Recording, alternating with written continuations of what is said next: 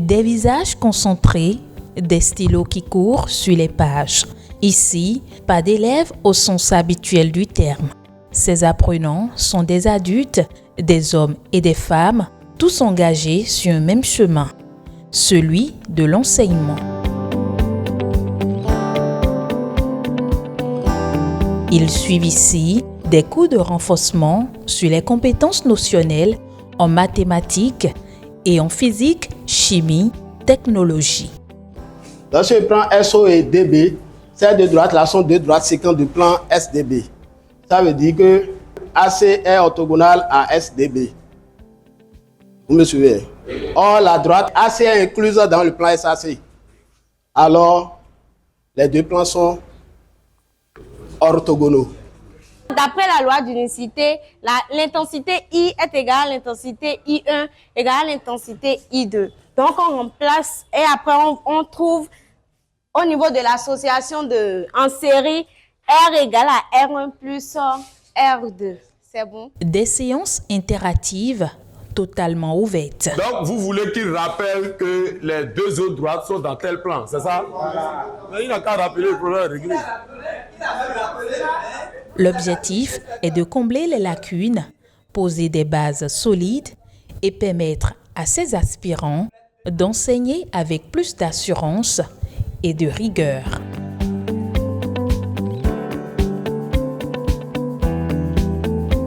Pour ma première année, je pensais même avoir des cahiers anciens chez des collègues pour pouvoir faire mes fiches. Mais hélas, quand j'ai demandé à mon père qui était dans le domaine, il m'a juste donné des documents d'accompagnement. Quand j'ai ouvert le document, il n'y avait que les activités et les consignes. Pas de résultats. Autrement dit, c'est moi-même qui vais tout former. Avouons que les premières années n'étaient pas du tout faciles pour moi. Même au niveau des contenus notionnels que je donnais, il y avait des trucs qui n'allaient pas. Ce témoignage n'est pas un cas isolé. Le diagnostic mené par les autorités éducatives a révélé un déficit important chez les aspirants au métier d'enseignant en termes de maîtrise des contenus notionnels. On a constaté lors des visites qu'il y a des problèmes sur l'oxydoréduction. Il y a l'optique qui crée des problèmes et l'électromagnétisme. Il y a trois thématiques. Nous avons le dénombrement, nous avons la géométrie dans l'espace et les applications usuelles du plan. Les unités choisies montrent réellement que tout le système a besoin de ce renforcement des capacités, et pas spécialement les AME. C'est dans ce contexte qu'a été lancée cette première édition des cours de renforcement de capacité. 4745 aspirants y participent, répartis sur 30 sites à travers le pays.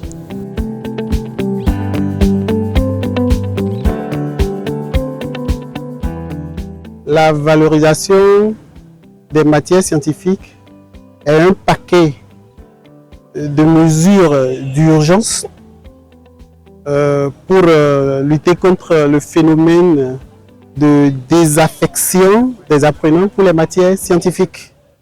Et dans ce paquet se situe ou bien figure le renforcement des capacités des enseignants.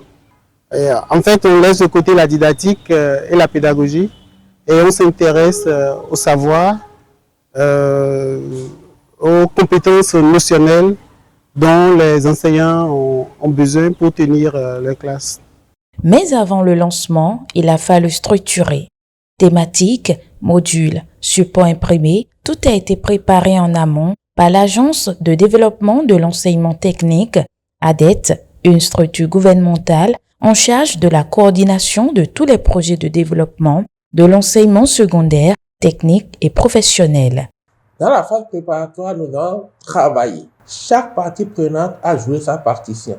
Avec l'inspection générale pédagogique, nous avons travaillé sur l'identification des modules, la rédaction des modules. La direction de l'enseignement secondaire général et la direction départementale nous ont aidés à faire l'organisation sur le terrain, ainsi que le bon déroulement de l'activité. Et l'Institut, qui a cette mission de renforcement de capacité aussi, nous a accompagnés dans les travaux d'organisation sur le terrain.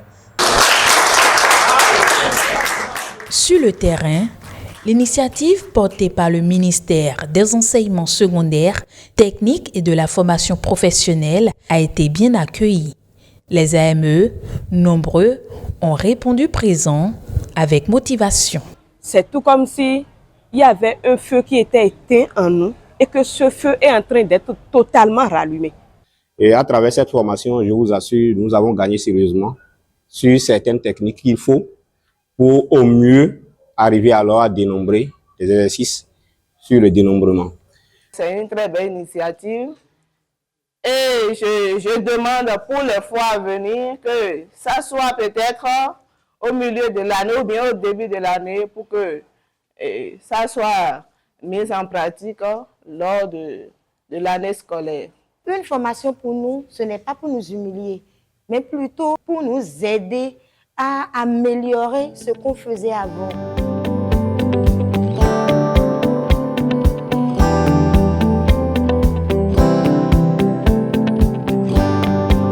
Des perspectives sont en cours pour les prochaines éditions.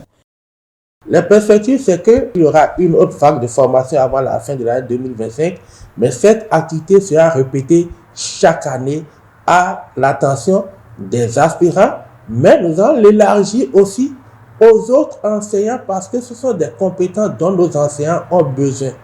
Parce que la technologie évolue, les notions évoluent, les normes évoluent et c'est dans cette dynamique-là que l'ADET est aujourd'hui, compte tenu de cette mission qui a été confiée à l'ADET par le gouvernement.